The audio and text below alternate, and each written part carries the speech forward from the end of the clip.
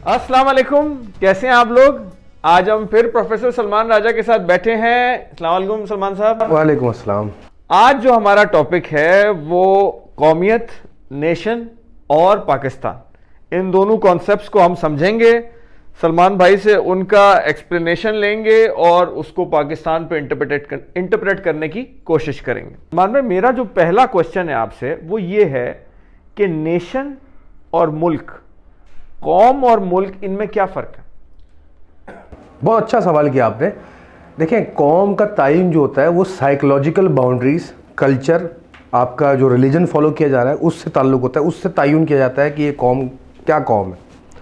दूसरा ये कि जो मुल्क होता है उसका ताल्लुक़ जोग्राफिकल बाउंड्रीज से होता है, फिज़िकल बाउंड्रीज से होता है। जैसे हमारा मुल्क पाकिस्तान है, इसका जो भी बॉर्डर्स हैं उससे तयन होता है कि ये हिस्सा ज़मीन के खत्ते के अंदर, इसको पाकिस्तान कहते हैं, और इसके अंदर कौन सी कौम बसती है। जो भी कल्चर, वैल्यूज़ और रिलीजियस फॉलोइंग के साथ जो भी इधर लोग बसते हैं वो कौम पाकिस्तानी कहलाती है।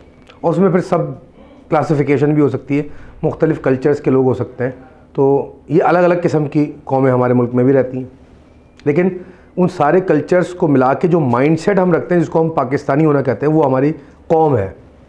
अच्छा, तो हम इसमें खैर पूछने वाले तो कोई बात ही नहीं है कि हम अच्छी कौम हैं या पाकिस्तानी।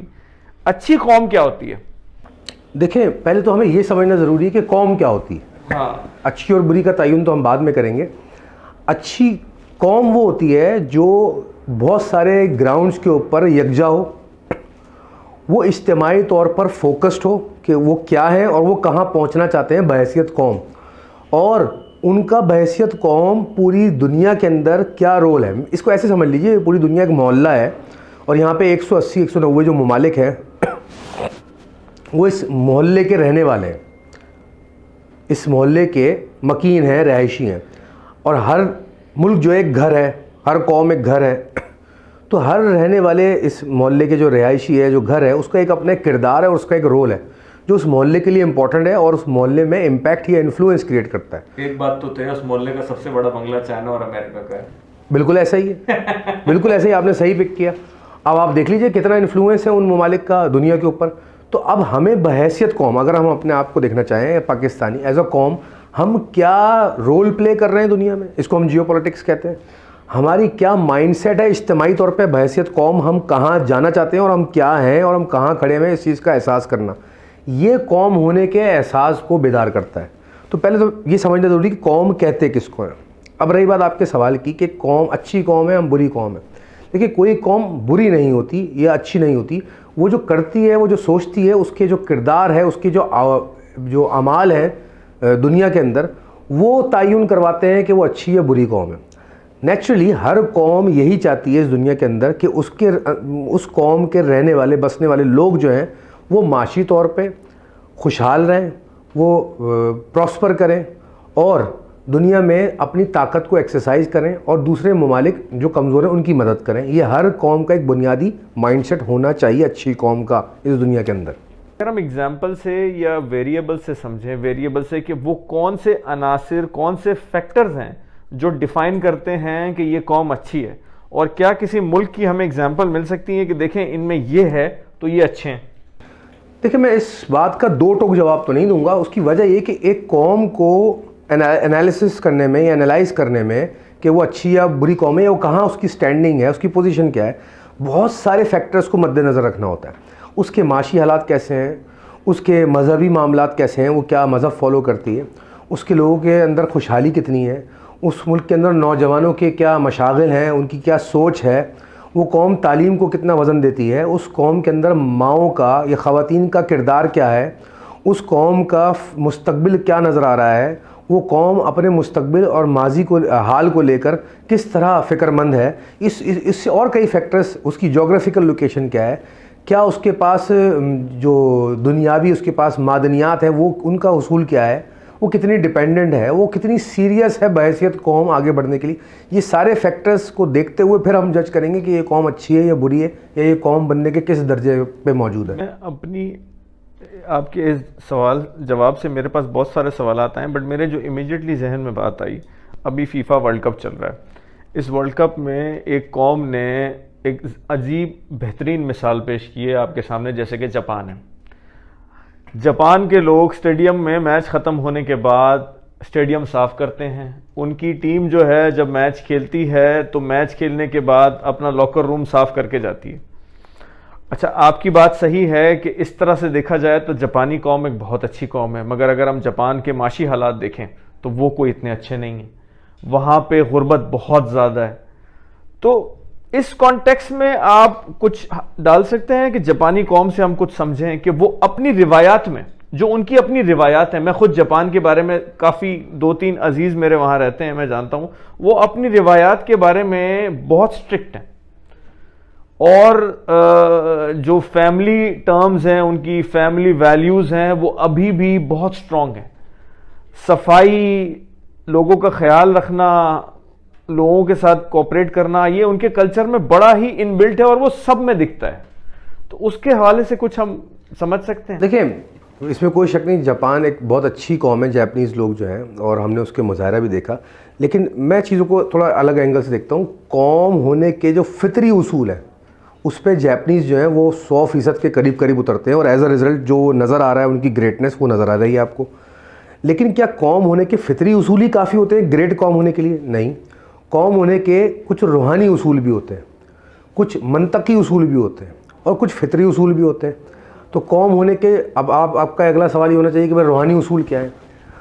وہ قومیں آپ تاریخ میں اٹھا کے دیکھ لیں جو گریٹ ثابت ہوئی ہیں، جو فطری طور پر بھی بہترین قوم بنی ہیں اور روحانی طور پر بھی قوم بنی ہے. روحانی طور پر گریٹ قوم بننے کا مطلب یہ کہ جب آپ اس دنیا کی خوشحالی کی بلندیوں پر پہنچ جائیں تو آپ کا اخلاقی فرض ہے بحیثیت قوم کہ دوسری قوموں کو بھی وہاں پہنچنے میں مدد فرمائیں. یہ ہر انسان کا ذاتی طور پر اور اجتماعی طور پر ایک روحانی فرض ہے جو کہ بنانے والے نے اس کی روح کے اندر بلٹ ان کر کے دیا ہے، جس کو ہم ہیومینیٹیرین گراؤنڈ بھی کہتے ہیں. تو اگر ہم اس لحاظ سے آبزرو کریں تو جاپنیز قوم بہترین قوم ہونے کے فطری اصولوں پہ بہت بلند ہے، لیکن روحانی اصول ابھی ان کو اس پہ وہ چل رہے ہیں اور وہ ابھی گرو کر رہے ہیں. یہ جاپان والا سوال تو میرے ذہن میں بیچ میں آ گیا، مگر جو آپ نے اس سے پچھلے سوال دیا اس سے میرے ذہن میں ایک آپ نے فیکٹر دیا، ماؤں کا کردار. قوم میں ماں کا کردار کس طرح ڈیفائن ہوتا ہے اور کیا امپورٹنس ہے؟ دیکھیں، جن قوموں میں ماؤں کا کردار کمزور پڑ جائے وہ قومیں کبھی مرد مومن پیدا نہیں کرتی. جن قوموں میں ماؤں کی گودوں میں قومیں پلتی ہیں، جن قوموں میں ماں کے جو شخصیت ہے اس کو ہم پراسپر کرنے کے لیے، اس کو بہترین کرنے کے لیے ہم ایفرٹ نہیں کرتے، خواتین کی اس رول میں جس کو ہم ماں کہتے ہیں عزت نہیں کرتے خاص کر. اچھا، بیٹی بھی ہے کوئی، وہ بھی کل کو جا کے ماں بنے گی. تو ہمیں بہت غور سے اس پہ سوچنا پڑے گا اور امپورٹنس دینی پڑے گی کہ جو کردار جس کو ہم ماں کہہ رہے ہیں یہ ہر قوم میں بڑا ہی پیوٹل رول پلے کرتی ہے. اگر وہ جو رول ماں کا پلے کر رہی ہے، جب بھی کوئی عورت رول ماں کا پلے کر رہی ہے، اور اگر وہ اس رول میں کمزور پڑ رہی ہے یا اس کے رول میں وزن نہیں ہے، اس کے پاس وہ صلاحیت نہیں ہے کہ اس رول کو بہترین پلے کر سکے، تو ایز اے رزلٹ اب وہ اپنی قوم کو کمزور کر رہی ہے اور اس کی قوم تباہی کی طرف جا رہی ہے.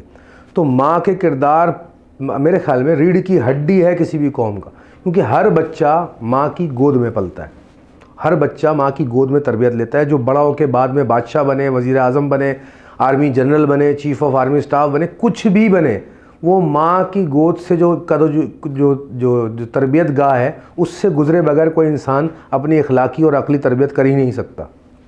آپ نے کہا کہ مائیں مرد مومن پیدا کرنے میں اعلیٰ کردار ادا کرتی ہیں. مرد مومن کو ڈیفائن کریں. دیکھیں، ہمارے جو اسلامی معاشرہ ہے اس میں مرد مومن کا ورڈ یوز کرتے ہیں. یہاں پہ میری مرد مومن سے مراد وہ انسان جن کے کردار گریٹنس کی ان بلندیوں کو چھو چکے ہیں کہ وہ کسی بھی رنگ، نسل، مذہب، کسی بھی انسان، ریس، کلچر، قوم، کہیں بھی جا کے وہ انسان کھڑا ہو جائے وہ خیر ہی خیر پھیلائے گا اس معاشرے کے اندر. وہ انسان اگر خاموشی سے بیٹھا بھی ہے تو وہ خیر ہے. ان کو مرد مومن کہا گیا ہے. یعنی کہ جو اب آئیڈیل تصور کر سکتے ہیں ہمارے مذہب اسلام کے، دین اسلام کے اندر ہم ایسی شخصیت مانتے ہیں کہ رسول پاک صلی اللہ علیہ وسلم کی تھی اور ہے اور ہمیشہ رہے گی، جنہوں نے وہ ایگزامپل پریزنٹ کیا پوری دنیا کے سامنے کہ ایک مرد مومن، ایک کامل اور ایک جامع اور ایک گریٹنس رکھنے والا انسان جو اپنی روح میں گریٹنس رکھتا ہو، جس کا کردار گریٹنس ہو، جس کا ہر عمل گریٹنس ہو، ایسے لوگ، ایسے اگر معاشرے میں آپ نے لوگ کریٹ کرنے ہیں تو وہ بہترین مائیں ہی ان کو تربیت دے سکتی ہیں.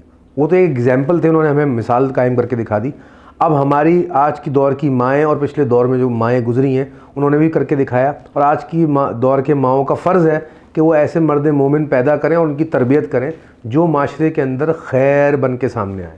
اچھا، اس سے بات ماؤں سے پھر بات آگے نکلتی ہے بچوں پر، اور بچوں سے ملک کے نوجوانوں پر.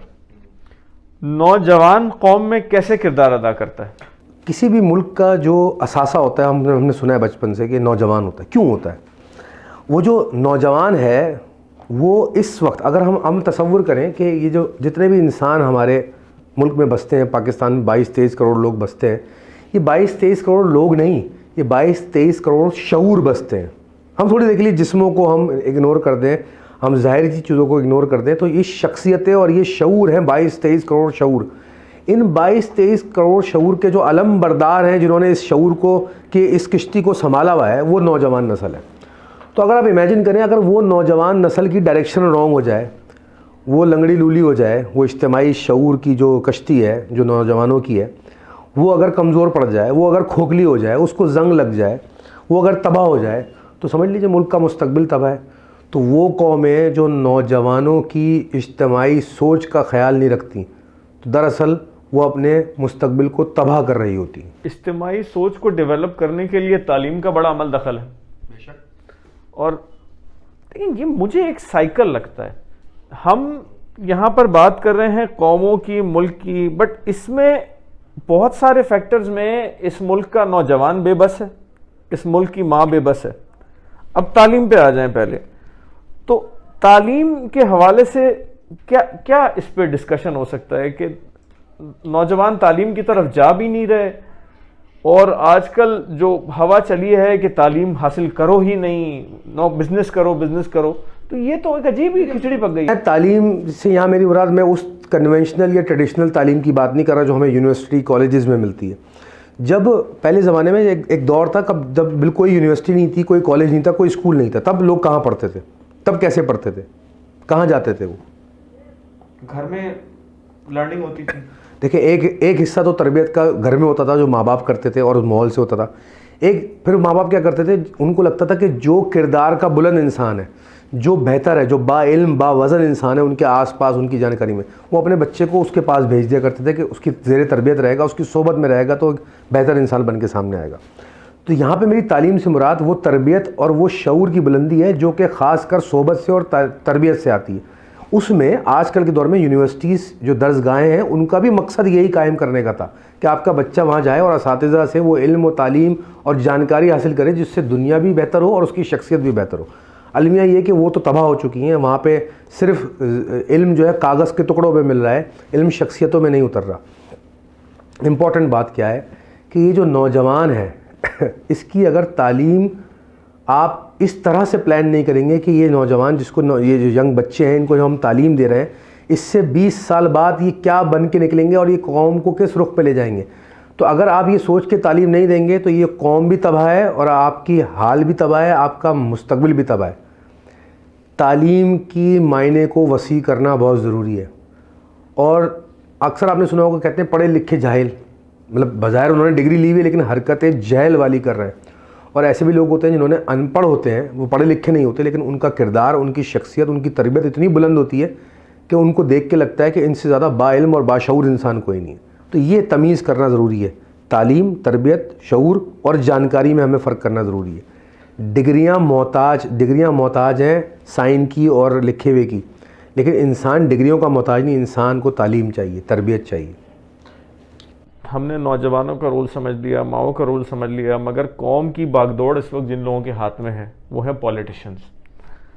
اس میں کوئی شک نہیں ہے کہ ہمارے پولیٹیشنز جو ہیں وہ ملک سے سنسیئر نہیں ہیں. کیوں نہیں ہے؟ یہ کیا ہے؟ دیکھیں اتنی لمبی چوڑی بحث میں نہیں جائیں گے. ہم نے چیدہ باتیں اور جو اہم ترین ایریاز ہیں وہ ڈسکس کیا، ابھی ہم نے آپ کو بتایا. انہی 3 ایسپیکٹ پہ رکھ کے دیکھ لیجئے کیا تمام پولیٹیشنز جو اس وقت جو بھی ہیں، ہم کسی کا نام نہیں لیں گے، تو کیا ان کی تربیت اعلیٰ ترین ماؤں کے کردار کے زیر سایہ ہوئی ہے؟ اگر ہوئی ہے تو وہ نظر آنے چاہیے ان کے کرداروں میں، with due respect to their mothers, ان کی والدوں کو احترام کے ساتھ. اچھا، دوسری بات، کیا جب وہ اپنی نوجوانی میں تھے یا ہیں، ان کو قوم کی وہ فکر لاحق تھی جس سے قوم کا مستقبل بنے؟ کیا ان کی گفتگو میں یہ وزن ہے جو قوم کے مستقبل کی فکر انگیزی بیان کرتا ہے؟ نمبر 3، کیا وہ نوجوانوں کو لے کر اتنے ہی فوکسڈ ہیں؟ کیا آپ کو نہیں پتا کہ سندھ میں، پنجاب میں، پورے پاکستان میں اسکولوں کا، تدریسی اداروں کا کیا حال ہے، گورنمنٹ اسکولوں کا کیا حال ہے؟ کیا ان کے ٹیچروں کا معیار کیا ہے؟ کیا وہ اس قابل بھی ہیں کہ وہ ٹیچر بھی کہلا سکیں؟ کیا شاگرد جو اسٹوڈنٹ پڑھ رہے ہیں وہ اس قابل بھی ہیں کہ وہ اسٹوڈنٹ کہلا سکیں؟ کیا ان کے اندر کوئی لانگ لاسٹنگ فکر، سوچ ہے؟ کیا خواتین کو آس پاس دیکھ کے آپ کو کوئی ایسی خاتون آج کے دور میں کیا دسیوں ایسی خواتین نظر آئیں جن سے گفتگو کر کے آپ کو سلطنت عثمانیہ کی یاد آ جاتی ہو، یا مسلمانوں کے عروج کی یاد آ جاتی ہو، یا ان کی گفتگو سے لگے کہ یار اتنی باوزن با کردار خاتون تو میں نے زندگی میں نہیں دیکھی؟ کتنے لوگ آپ نے ایسے دیکھے؟ بہت ڈیپ جواب ہے. اب اس کا کچھ حل بتائیں نا. ہم اب اس ملک میں آپ کے خیال میں کیا سولوشنز ہیں کہ ہم اس معاشرے کو، اس نظام کو، اس قوم کو بہتر کر سکیں؟ دیکھیں، ہمیں اپنی ایلوپیتھک سوچ سے نکلنا پڑے گا. یہ جو پیناڈول سوچ ہے ہماری کہ اگر ہمیں سب سے پہلے تو کہ ہمیں کسی چیز کا حل چاہیے تو وہ حل فوری ہو جائے. جب تباہی مچانے میں آپ نے سالوں لگائے تو اس کو بلڈ اپ کرنے میں، اس کو درست کرنے میں بھی اس سے زیادہ ٹائم لگتا ہے. اور یہ سمجھ اور اس تحمل کے ساتھ ہمیں قوم کو لے کے آگے بڑھنا ہے. تو اس کا حل یہی ہے کہ جو رخ ہم نے آپ کو ابھی جس پہ ہم نے گفتگو کی، یہ اور ہر قوم کے بننے کا بنیادی جو پیوٹل رول ہے، جس کے محور ہے، وہ تعلیم ہے. اگر آج امیجن کریں، آج کی تاریخ میں پاکستان میں جتنے بھی 50-60% آبادی جو ہے وہ ینگ بچیاں ہیں، ان سب کو اگلے 10 سال تک بہترین تعلیم دے دی جائے، تو اب جب وہ 10 سال بعد جوان ہو کے باہر نکلیں گے تو قوم کی اجتماعی سوچ، قوم کا معیار وہ کہاں ہوگا؟ وہ خود معاملے کو سنبھال لیں گے. لیکن اگر آپ ان کو آج جاہل رکھیں گے، ان کو آپ ڈگریوں میں پھنسا کے اور جہل میں پھنسا کے تباہ کر دیں گے، تو پھر آگے آپ کو پتہ ہے کہ پھر ملک کا حال کیا ہونے والا ہے، اور ہم اسی طرف جا رہے ہیں. تو یہ اس کا حل صرف یہی ہے کہ آج سے سٹارٹ کریں اور آنے والے وقت تک اپنی قوم کو شعور کی بلندیوں کے اوپر لے کے جائیں، اور قوم کے جو رہبر ہیں ان کو بنائیے جو بلند شعور کے لوگ ہیں، جن کے کردار بلند ہیں، نہ کہ جن کے کاروبار بلند ہیں، نہ کہ جن کے گھر بار بلند ہیں، نہ کہ جن کی کاریں بلند ہیں. ٹھیک ہے سلمان بھائی، آج اس کو ڈسکشن کو ختم کرتے ہیں. بٹ آج کا ٹاپک بڑا امپورٹنٹ تھا. ہم نے قوم کی بات کی، ہم نے پاکستان کی بات کی. ہر محب وطن پاکستانی کو اس ٹاپک میں انٹرسٹ لینا چاہیے. اللہ پاکستان کی حفاظت کرے، اللہ پاکستان کو ایک اچھی قوم بنائے. بہت شکریہ سلمان بھائی، اور انشاءاللہ پھر ملتے ہیں جی. Thank you.